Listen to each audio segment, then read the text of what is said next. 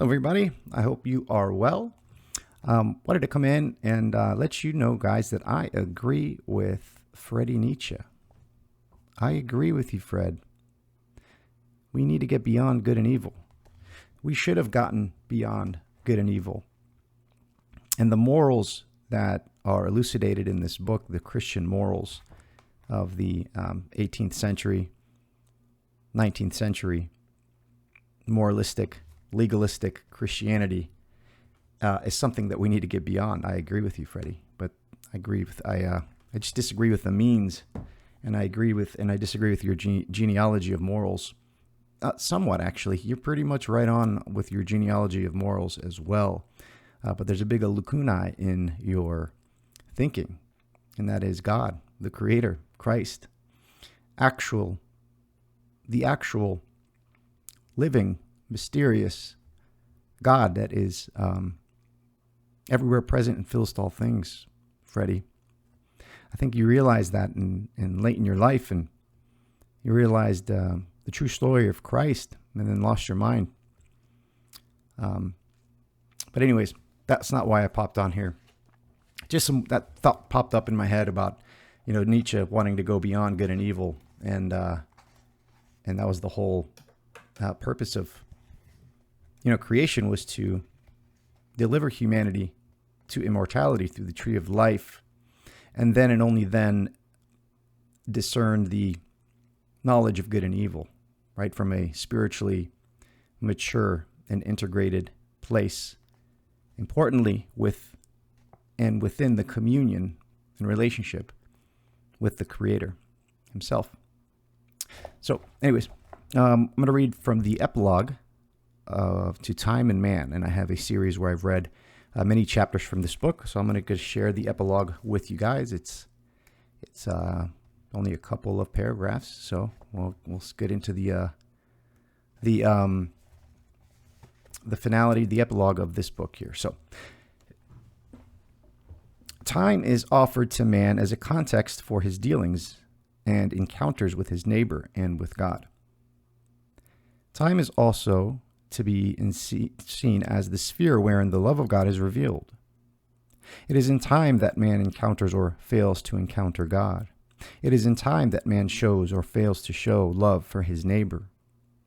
Finally, it is in time that he achieves or fails to achieve his correct orientation within the world around him.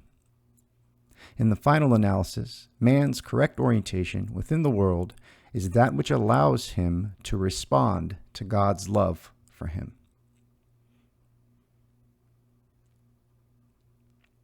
The means offered to man to respond to God's love consists of the three Christian virtues: faith, hope, and love.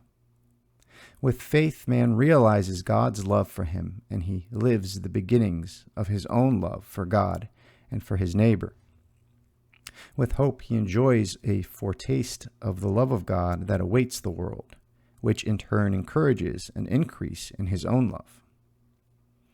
Finally, through the experience of the love of God in the present, which means, in fact, the mystical experience of that love in liturgical time, the believer passes beyond mere faith and hope. Thus, he responds to the love of God with his own personal love that, in imitation of the love of God, embraces the entire world. The three fundamental Christian virtues that correspond to the three dimensions of time: faith to the past, hope to the future, and love to the present. Just as the present in everyday life is seen as synthesis and transcendence of past and future, so too love emerges as synthesis and transcendence of man's faith and hope in God.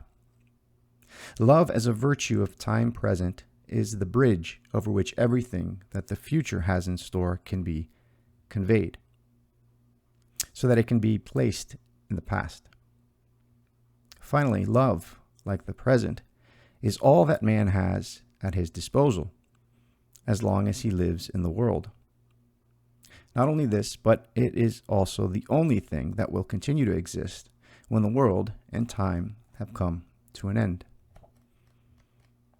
So a little different interpretation than the will to power, or power for power's sake, where Nietzsche says that man is a rope between Beast and the Ubermensch, something like that, right? No, love, not hippie love, right? Love of the Creator and love of neighbor as oneself. Love of all of creation is born out of this. And it comes to us, however slowly, through time. Thanks. Bye.